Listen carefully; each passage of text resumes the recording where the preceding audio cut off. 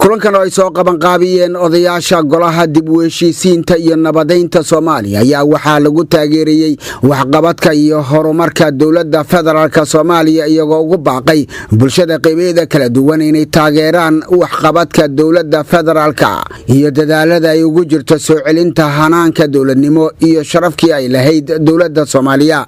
waxaa kulanka ka soo qayb galay odayaasha dhaqanka Soomaaliyeed, nabadoono, waxgaradka Soomaaliyeed iyo marti sharaf kale. qaar ka mid ah odayaasha dhaqanka ayaa sheegay inay muqadas tahay in laga shaqeeyo nabadda, horumarka iyo dib u heshiisiinta dalka Soomaaliya. Soomaaliya meesha hadda taagan tahay inay hore uga socoto, inay hore u socotaan rabna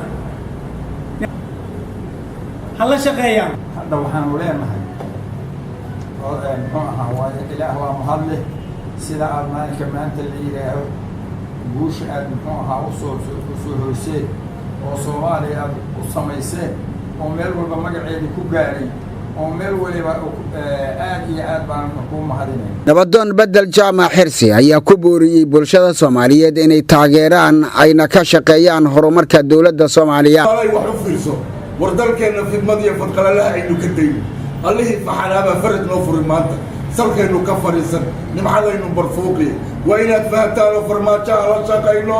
kulankan ayaa qayb ka ah kulamo sidaan oo kale ah ee lagu taageerayo dawladda federaalka Soomaaliyeed dadaalka ay ugu jirto soo celinta nabadgelyada iyo horumarka kuwaasoo muddooyinkii ugu dambeeyay ka dhacayay dalka gudihiisa iyo dibadiisa. Muuse Cusmaan Abtow, telefishinka qaranka Soomaaliyeed, Muqdisho.